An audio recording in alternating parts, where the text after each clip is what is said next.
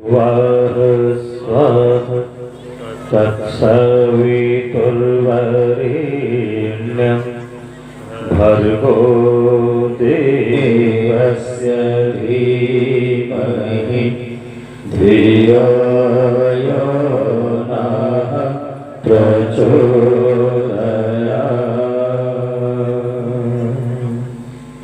ॐ अज्ञानतिमिरान्धस्य ज्ञानाञ्जनशलाकया चक्षुरुन्मीलितं येन तस्मै श्री गुरवे नमः। नमोऽस्तु गुरवे तस्मै गायत्री रूपिणे सदा यशिवागमृतं हंसि विषं संसार संज्ञकम्। भवानी शंकरौ वन्दे श्रद्धा विश्वासरूपिणौ याभ्यां विना न पश्यन्ति सिद्धाः स्वान्तस्त्वमीश्वरम्। असम्भवं सम्भवकर्तुमुद्यतम् प्रचण्ड झञ्झावितरोधशक्षमम्। युगस्य निर्माणकृते समुद्यतम् परं महाकालममुं नमाम्यहम्। परं महाकालममुं नमाम्यहम्। बोलिए श्रीमद् पावन प्रज्ञा पुराण की जय। बोलिए भगवान प्रज्ञावतार की जय। नवकुंडी गायत्री महायज्ञ एवं श्रीमद् पावन प्रज्ञा पुराण के दिव्य ज्ञान गाथा जैसे महानतम धर्मानुष्ठान के आज इस द्वितीय दिवस की सांध्यकालीन वेला में यहाँ परम पूज्य गुरुदेव के प्रखरतम ज्ञान को आत्मसात करने की प्रबल पिपासा लेकर के उपस्थित हमारे समस्त प्रिय भाइयों, शक्ति स्वरूप माताओं बहनों एवं इस देश के उज्जवल भविष्य भावी कर्णधार नन्हे मुन्ने बच्चे बच्चे, ये बड़ा ही सौभाग्य प्रक्षण हमारे आप सबके जीवन में है और जिसमें हम बैठ करके यहाँ पर ऋषियों का दिव्य चिंतन आत्मसात कर रहे हैं इस कथा क्रम के माध्यम से। और जो ज्ञान गाथा अपने आप में बड़ी ही अद्भुत है, अद्वितीय है, सामयिक समस्याओं का समाधान लेकर के आई है कथा। कल आप सबने श्रवण किया था कि देवर्षि नारद जिस संसार की व्यथा कथा लेकर के भगवान विष्णु के पास पहुंचे हैं, जब वहां पर पहुंचते हैं तो कल बात ही रुक गई थी। कुशल क्षेम चर्चांते अधीष्टो चर्चा अभवत है। कुशल क्षेम के उपरांत अधीष्ट चर्चा का शुभारंभ होना है। यहीं पर कथा ने विराम लिया था। आज पर हम आप लोग वहीं से आरंभ करते हैं। देवर्षि नारद जी जब वहां पहुंचते हैं, भगवान ने उनसे पूछा कि हे देवर्षि, कहिए आपका कैसे आगमन हुआ? आपके आने का प्रयोजन क्या है? आपके आने का अर्थ क्या है? अभिप्राय क्या है, जरा बताइए। भगवान के दरबार में भी ऐसा तो कोई जाता नहीं निष्प्रयोज, कुछ ना कुछ कारण होते हैं तभी जाता है, कुछ ना कुछ प्रयोजन होता है तभी जाता है। निष्प्रयोज कहाँ कोई जाता है? भगवान ने पूछा कहिए आप कैसे हैं, आपके आने का प्रयोजन क्या है, आपके आने का हेतु क्या है? क्योंकि भगवान के भी धरती पर आने के हेतु ही होते हैं तभी भगवान आता है, और भक्तों के भी भगवान के दरबार में जाने के कुछ ना कुछ हेतु होते हैं, कुछ ना कुछ कारण होते हैं तभी जाते हैं। अब वो चाहे कारण उनकी निजता से संबंधित हो या कारण पूरी की पूरी समुद्रता से, पूरी की पूरी सृष्टि के कल्याण से संबंधित हो, कोई ना कोई कारण होता है तभी भक्त के भगवान कह जाते हैं, अकारण कोई नहीं जाता है। भगवान ने कहा है ना, कहो कैसे, किमर्थम के प्रयोजन, किस अर्थ से, किस प्रयोजन से आपका आगमन हुआ? भगवान पूछते हैं। हंस कर तब पूछा श्री हरि ने, हंस कर तब पूछा श्री हरि ने, कहिए ऋषि कैसे आए हैं, कहिए ऋषि कैसे आए हैं, कहिए ऋषि कैसे आए हैं। और है कहाँ कहाँ पर भ्रमण किया, है कहाँ कहाँ पर भ्रमण किया, और क्या संदेश आया,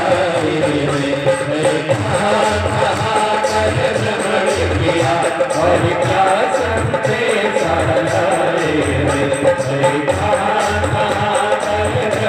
किया, और क्या संदेश कारण जो भी हो प्रकट करे, कारण जो भी हो प्रकट करे, यात्रा में कष्ट उठाने का, यात्रा में कष्ट उठाने का, यात्रा में कष्ट उठाने का। और कहिए अब क्या कुछ काम पड़ा, कहिए अब क्या कुछ काम पड़ा,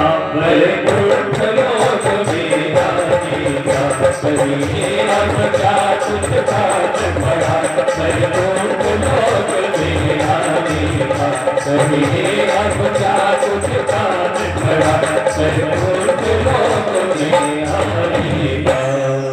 और भगवान ने पूछा तो देवर्षि नारद जी, उन्होंने जन सामान्य की जो भी व्यथा वेदना थी वो सब प्रभु के सम्मुख में विदित कर दी कि हे प्रभु आपके संसार में बड़ी पीड़ा है, बड़ी वेदना है। आज मनुष्य नाना प्रकार के कष्टों को, कठिनाइयों को भोग रहा है, उसका जीवन पूरी तरह से संघर्ष में है, उसका जीवन पूरी तरह से विषाद में है। आज पूरा का पूरा संसार विनाश की कगार पर खड़ा हुआ दिखाई दे रहा है।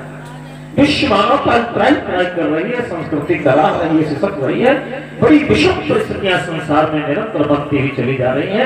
ये नाथ विश्व मानवता का उदाहरण क्या होगा, कैसे जरा बताइए।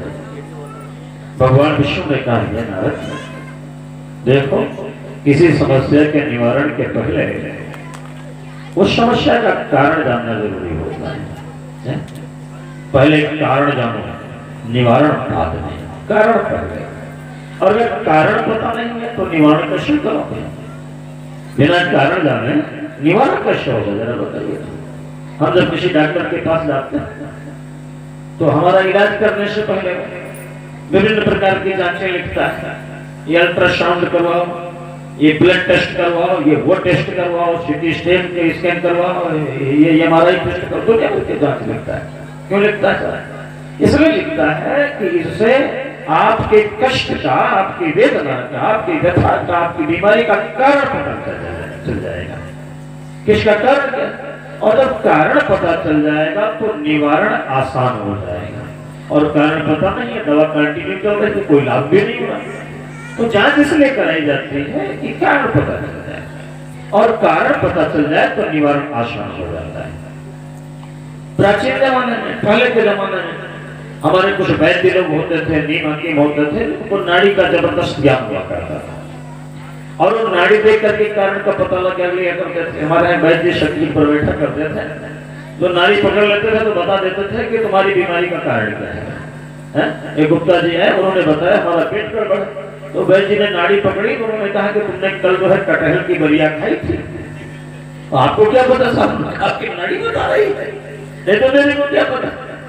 अरे साहब आप कितना जानते हैं, जिनको जबरदस्त नाड़ी का ज्ञान होगा तो मेरे को आपको बता दो, ये कहानी को याद आ रही है कि हमारे गुरुदेव ने एक पुस्तक लिखी है। उन्होंने लिखा है कि मुस्लिम धर्मानुयायियों का अनुकरणीय चिंतन और चरित्र, बड़ी अच्छी किताब है। तो उसमें उन्होंने दिल्ली के एक हकीम साहब की चर्चा की है, हकीम अजमल खान की उन्होंने चर्चा की है। और मैं उन हकीम अजमल खान की एक कहानी आपको बताना चाहूंगा। उनको जबरदस्त नाड़ी का ज्ञान था। वो नाड़ी पकड़ोगे आपको सब कुछ बता दें, आपको क्या खराबी, क्या गड़बड़ी, कहां से है, कैसे है। एक बार एक मशकरे को पता नहीं क्या सूझा, वो चला गया हकीम साहब के पास और जाकर के उनको सलाम ठोका और फिर कहा कि साहब चलिए, हमारी बीवी बहुत बीमार है, इसलिए आप तब तक उनको देख लीजिए। हकीम साहब ने अपना वो पहना शेरवानी वगैरह और वो टोपी लगाई, अपनी छड़ी उठाई, वहां से चल पड़े बुजुर्ग आदमी। चलते चलते जब उसके घर के पास गए, जब वहां तो बरामदे में उसने बिठा दिया और कमरे के अंदर गया। घर के अंदर से फिर वापस आया और उसने कहा हकीम साहब गुस्ताखी माफ करेंगे। कहा बोलो बात क्या है? कहा दर्शक हमारी जो बीवी है साहब ज्यादा पर्दे नशीन है, वो किसी के सामने आएंगे नहीं, किसी गैर मर्द के हाथ में अपना हाथ नहीं देंगे, तो आप उनकी नाड़ी कैसे देखेंगे? बड़ी दिक्कत है। हकीम साहब थोड़ी देर तक विचार करते रहे, उन्होंने फिर कहा ऐसा करो आप एक वो डोरा ले आओ, धागा लंबा सा लेकर के आओ। वो धागा लेकर के हकीम साहब ने कहा इसका एक हिस्सा ले जाकर के अपनी बेगम साहिबा अपनी बीवी जी के कलाई में बांध देना कस करके, और दूसरा हिस्सा मुझे पकड़ा दो। बस मैं उस धागे से पता लगा लूंगा कि आपकी बेगम साहिबा को क्या बीमारी है, उसका कारण क्या है। वो अंदर गया, धागा बांध करके आया और हकीम साहब को धागा पकड़ा दिया। हकीम साहब बैठे बरामदे में वो कुर्सी पर और धागा पकड़े देख रहे देख रहे इधर आ जाए।